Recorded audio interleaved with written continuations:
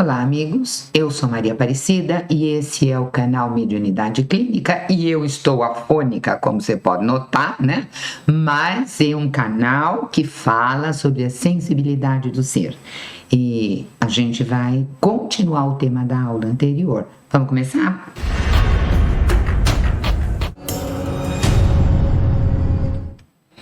Então, dando sequência ao nosso encontro anterior, quando nós falamos de psicometria, naquilo que é visto pela psicologia e naquilo que é visto pela mediunidade, hoje nós vamos falar só de mediunidade.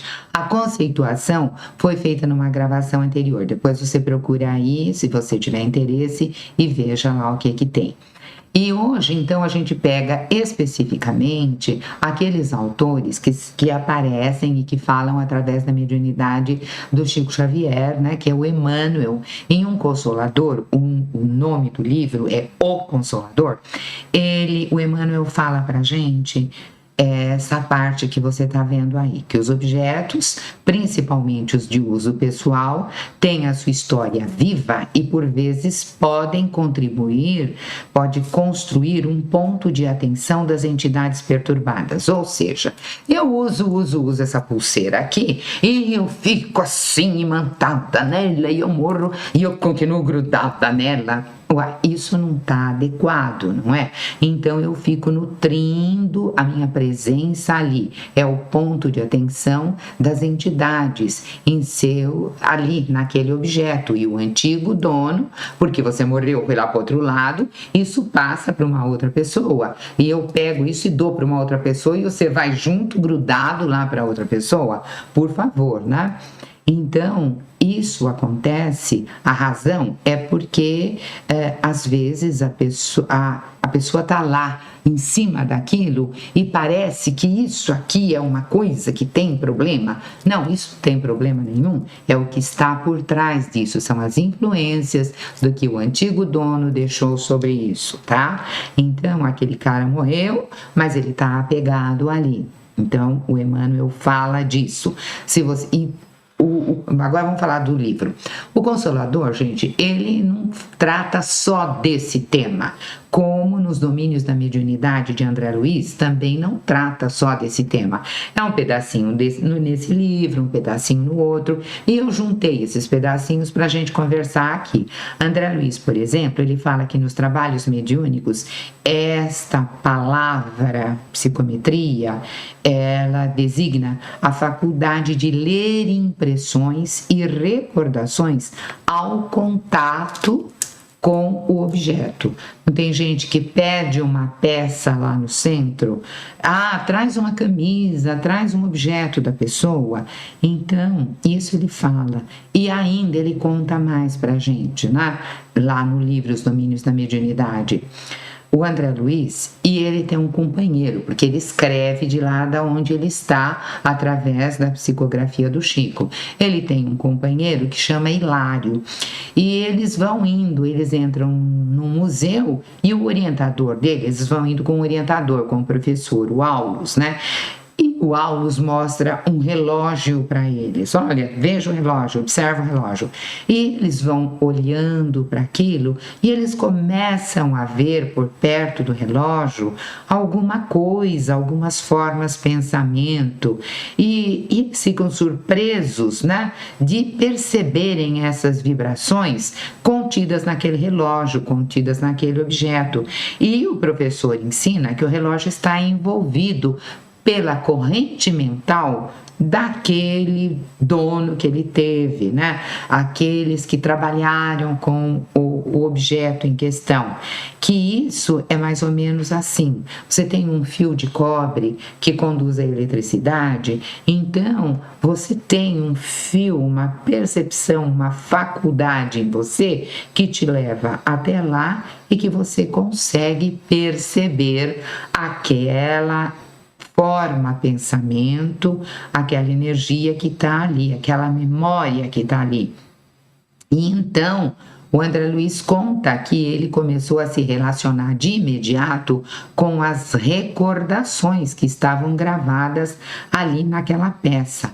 E dando continuidade ao ensino, O Aulus, que era o professor, informa que o pensamento se espalha das nossas próprias emanações por todo lugar aonde você pensa, aquilo vai. Eu penso, por exemplo, no meu irmão, aquele meu pensamento vai uma onda energética para o meu irmão. Eu penso no meu neto, vai uma onda para ele. Se você pensa legal, vai uma onda legal. Se você pensa ruim, vai uma onda ruim. Por isso que as pessoas falam do olho gordo, lembra? É um pouco isso que ele está explicando numa outra linguagem, né? Então, nós deixamos vestígios espirituais onde nós arremessamos os nossos raios mentais, ou seja, os nossos pensamentos. Você joga o seu pensamento lá, você deixa vestígio. Você joga o seu pensamento naquele anel, naquela pulseira que você gosta muito, aquilo vai impregnando. É como se você deixasse um rastro energético, né? Como é que o cachorro acha quem passou por ali? Você não dá uma roupa da pessoa para o cachorro cheirar e depois ele sai cheirando o caminho, ele sai distinguindo, porque ele tem uma faculdade olfativa maior do que a nossa. O médium também é assim. Faz a analogia com o exemplo do cachorro. Ele não vai cheirar a roupa de ninguém, mas ele capta aquilo e ele segue aquela linha para chegar naquele destino.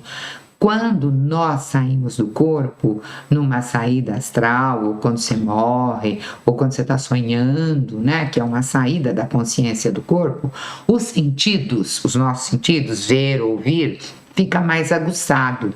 E em razão disso, nós podemos atender sem dificuldade a esse fenômeno e nós podemos indo percebendo as coisas.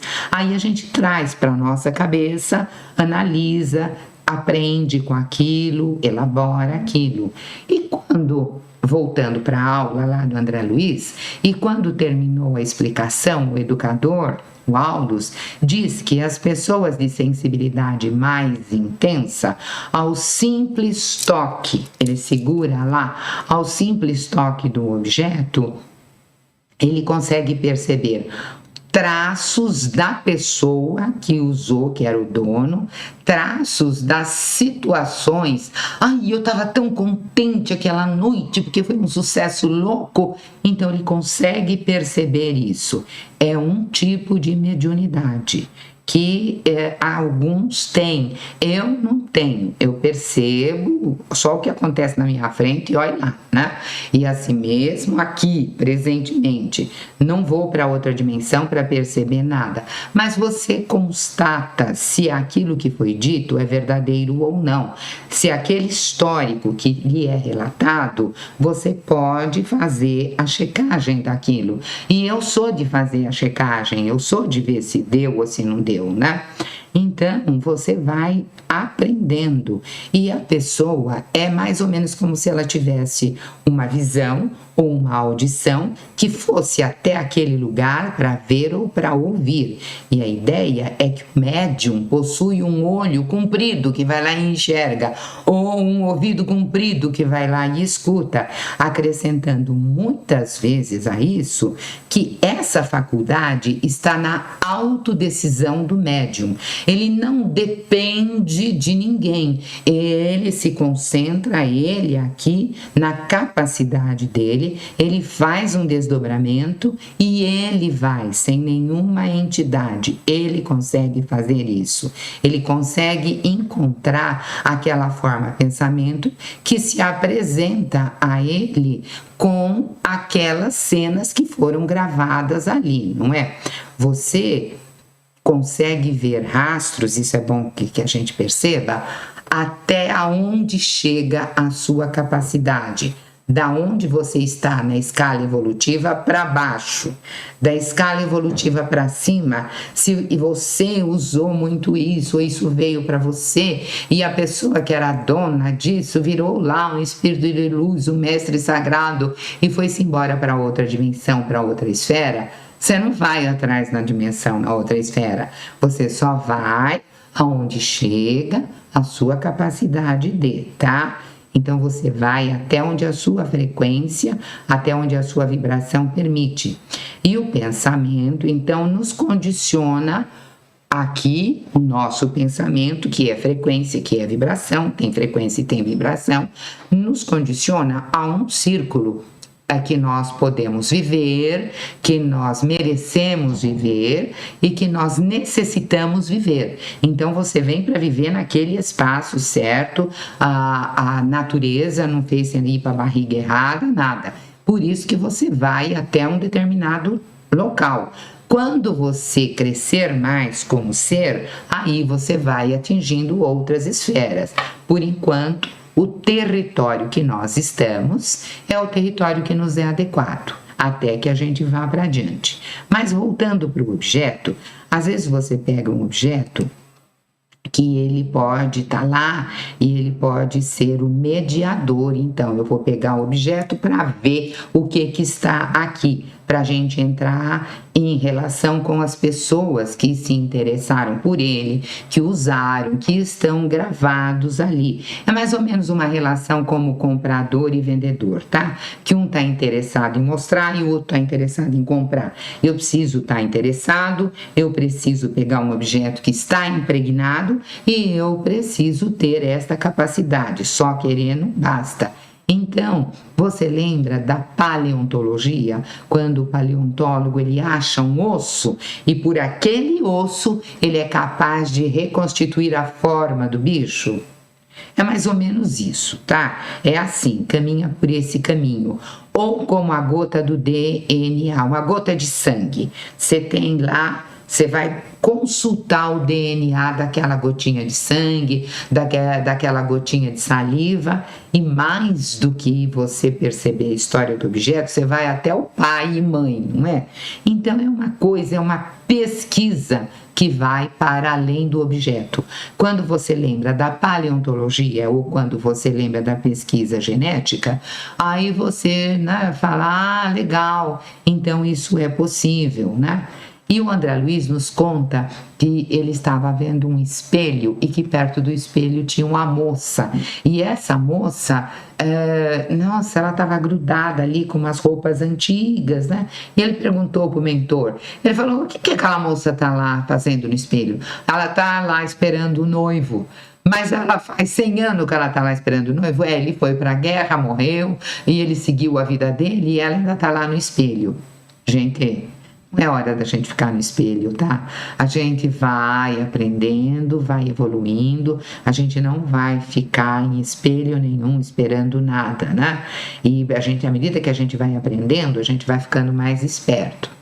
Tanto as coisas, os objetos, como as pessoas, as almas, cada uma na sua posição, conserva alguma coisa, conserva alguma memória do espaço-tempo em que estava aqui. É como se fosse uma memória viva, uma memória meio que eterna, que quando você vai estudar na literatura, eles chamam isso de registros acásicos. Tendo uma possibilidade mais apurada, o médium entra em contato com aquela energia e ele consegue perceber. E uma vez eu ia indo para casa da Ana, minha irmã, ela gosta de estudar, eu também. Então eu achei uma pulseirinha na rua que era feita de couro preto com um pingente dourado, um golfinho de ouro. E o fecho estava quebrado. Então eu achei, eu continuei o caminho, cheguei na casa dela e falei, olha o que eu achei. Ela falou, olha que graça, é um golfinho. Eu falei, fica para você, eu achei. E nós consertamos o fecho e ela pegou o fecho e pôs a pulseira no braço. E nós começamos a estudar. Não demorou 10 minutos, ela estava incomodada com aquela pulseira. Passado esse tempo, ela arrancou a pulseira e falou, fica para você, isso está me incomodando. Eu achei um pouco estranho aquilo, né? Mas eu conheço o meu pessoal, já sei como é que é. Então, eu fui olhar E sabe o que eu fui fazer quando acabou o nosso encontro? Eu fui estudar psicometria e descobri que a Ana tinha psicometria. E aí a gente começou a testar. Ela não pode usar roupa de outra pessoa porque ela sente coisas das outras pessoas. Ela não gosta de ler livro que já foi lido porque ela sente coisas quando ela pega o livro. Ela não vai no museu porque no museu tá cheio de coisas impregnadas e imantadas. Isso tem a ver com psicometria. Você está entendendo o que é, né? E indo mais adiante aqui, a gente tem aquelas histórias das joias amaldiçoadas. Tem joia amaldiçoada? Tem uma joia. Mas essa joia foi imantada por alguém que pode estar ali, que aquela energia perdura ali. A joia não é amaldiçoada, é que tem um pacote energético que está ali grudado, até que se tire aquele pacote energético. O médium que se sente tocado por aquilo, ele não vai querer aquilo para si, porque aquilo vai repercutir. Então, para a gente entender, o médium lê as impressões gravadas no duplo do objeto. Daí a possibilidade de você ler a aura do objeto, a aura das pessoas, a aura das coisas. Com uma sensibilidade mais apurada, você chega na aura do objeto. É como se fosse um detetive no departamento energético, tá? Para a gente entender. E isso pode acontecer em transe ou fora do transe. Quem tem fora do transe é porque a faculdade é dele, ele já desenvolveu, não depende de mais ninguém. Quem tem no momento do transe trabalha com o favor, com o benemérito, com a assistência do médium. Então, eu vou lá no centro, eu entro em transe, a entidade está lá e eu, ali em contato com a entidade, tenho psicometria naquele momento que a entidade está lá, igual uma lâmpada. Você acendeu a lâmpada, acendeu a lâmpada. Se você desligou a luz, apagou a lâmpada. Então, o médium, como ele é medianeiro, ele está ali e ele consegue perceber a aura quando ele está em transe. Acabou o transe, acabou a percepção, tá? Então, você vai apurando o estudo à medida que você vai convivendo. E se cada objeto grava ao seu redor aquela emanação que foi com a qual ele foi impregnado, é um registro, isto tem um registro acásico. Você imagina o Sermão da Montanha, o Jesus falando lá para todo mundo no alto da montanha, aquela pá de gente escutando. Quando aquela pá de gente está lá ouvindo, então eles estão impregnando, eles estão com atenção ali, aquele ambiente fica impregnado. Talvez a gente possa ver e ouvir o Sermão da Montanha, o Jesus fazendo o Sermão da Montanha remasterizado pra gente, quem sabe? Vou me candidatar, não é? Ué, pensar não é demais. Você primeiro pensa, depois você vê das possibilidades. Então, olha, eu não vi quanto é, tô contra a luz, aí a minha aula tá comprida, é isso, então eu já vou encolhendo. Então, por exemplo, tem um romance que se chama Os Últimos Dias de Pompeia, né? Os Últimos Dias de Pompeia. Pompeia é uma cidade ao sul da Itália que ela foi completamente destruída numa erupção do Vesúvio. Então, aí ele cuspiu lá fogo e ela ficou soterrada naquele entulho vulcânico no ano de 79 da era cristã. E aí um dia alguém foi lá, pegou uma pedra daquela de lá do Vesúvio, que sobrou lá, pegou na mão e quando pegou começou a perceber uma história. Intuído ou não, foi a partir do toque que as imagens começaram a se desenrolar e a pessoa escreveu o romance. Interessante, depois leia lá o romance para você perceber, né?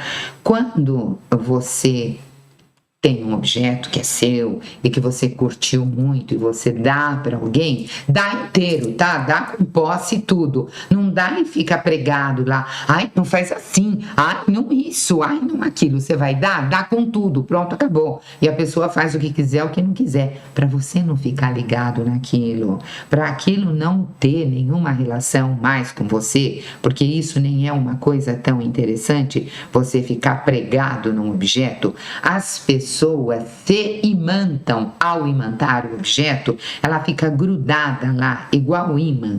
E há capricho das pessoas, né? Daquele colecionador, daquele dono de objeto, que ele fica preso naquilo, ele se imanta através das impressões do sentido às coisas ou aos fatos. Hoje, isso você chama assim de um sofrimento, de um estresse pós-traumático. Você teve um mal-estar e você ficou impressionado, aquilo impressionou os seus sentidos e cada vez que você lembra daquilo, aquilo vem à mente e te faz mal de novo.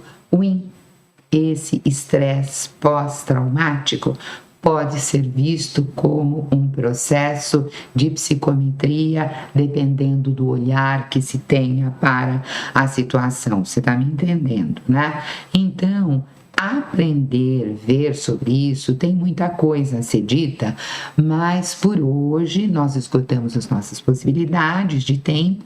Então, eu vou convidar você para fazer a leitura, para ver os livros que falam, aqueles que nós citamos, aqueles que nós dissemos, né? Veja a aula anterior, porque você sabe, gente, você pesquisa, você lê, você participa do seu desenvolvimento. Se você não tiver interessado no seu desenvolvimento, não tem desenvolvimento. O seu desenvolvimento requer a sua participação. Fica com um abraço grande, até a nossa próxima oportunidade.